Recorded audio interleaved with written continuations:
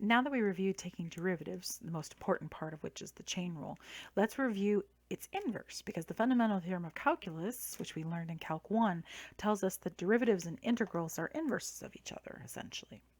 So for this particular problem, we want to find the following integrals without using u-substitution. Now that's key. If we don't want to use u-substitution, then these are kind of the techniques that we learn that we have at our disposal in Calc 1. At least these ones I can think of off the top of my head. So factoring and distributing, aka foiling, taking division and canceling, using the properties of exponents, completing the square, everybody's favorite, trigonometric and logarithmic properties. We can try rationalizing. A whole bunch of things are available to us.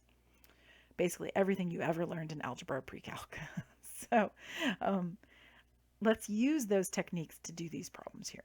So I have this one right here, which I'm going to immediately switch into 5 plus 4x to the 1/2 minus 7x squared over x to the 1/2 dx.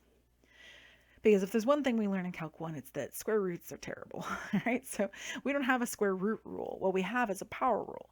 So if I look at my derivatives and my integrals, I have a power rule. I have right here, right? Rule number 4, power rule, right? That's what I've got. So I have to change everything into powers because otherwise I don't really have a rule for it. Now, properties of exponents. So you'll notice that each of these things is divided, right? So I'm going to both divide and I'm going to use my properties of exponents. Because what this really is 5 over x to the half plus 4x to the half over x to the half minus 7x squared over x to the half dx. Now, if you're thinking, oh, do I have to show that step? Not necessarily, but it's a good thing to remind yourself how to do in the notes because, of course, it's the kind of thing that people easily mess up. They'll just divide one of these pieces by x to the half and forget about the other two. All right, this is really the integral of 5x to the negative 1/2, right, because that's in the denominator, so it's negative. Over here, the x to the half and the x to the half are gone, so that's going to leave you 4 minus 7x to the, well, power properties, right? So just a little reminder, I'll kind of put it over here. If you have a to the p over a to the q, it's a to the p minus q, right? So 2 take away 1/2 is 3/2, right? Dx. Okay, so then I can easily use that power property that I just saw on the other page. So I can say, well, I can add 1 to this power, so that x to the negative 1/2 plus 1 is 1/2. And then there's a 5 here, and then I multiply by the reciprocal of 1/2, which is 2. Plus 4x minus, I'm going to add 1 again, so that'll be x to the 5/2. There's a 7 here, and then I'm also going to multiply by 2/5, right? The reciprocal of my new power, plus my integration constant, right? Because we learn that there's actually infinitely many answers because you can just add on any particular constant you want because the derivative of a constant is 0. Now to simplify this out just a little bit, I'm just going to make 2 times 5 is 10. This is 14 over 5 x to the 5/2. This is perfectly fine.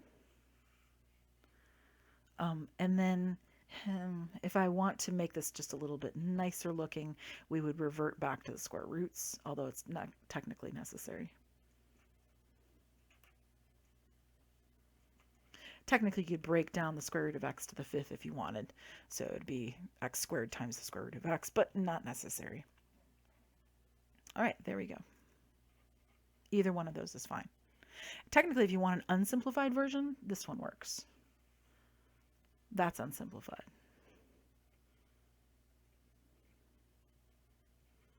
And either one of these is okay for simplified.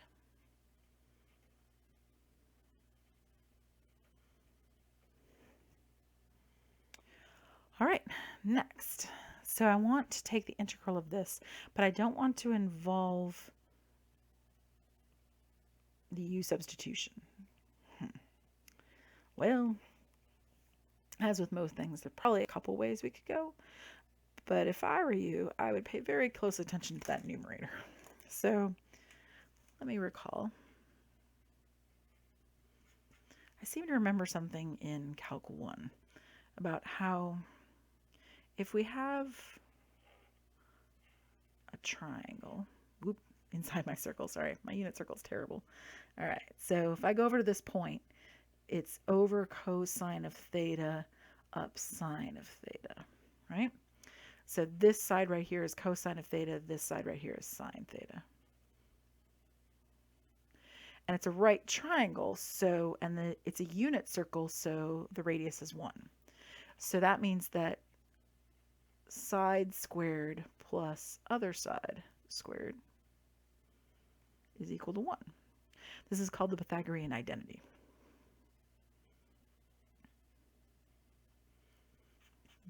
Probably, well, it's one of the most important identities. I mean, other than like tangent is sine over cosine or something basic like that. But the Pythagorean identity is very important.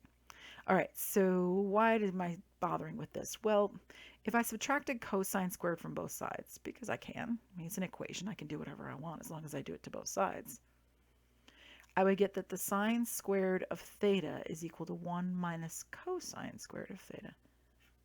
Interesting. Why is this interesting? Well, because if I look at my numerator on my particular problem, I have 1 minus the cosine squared, but 1 minus cosine squared is equal to sine squared. In this case, it's of x instead of theta, but I mean, the logic still holds. And it's divided by sine of x dx. So we're going there by the Pythagorean identity. So all of this is getting us this step right here.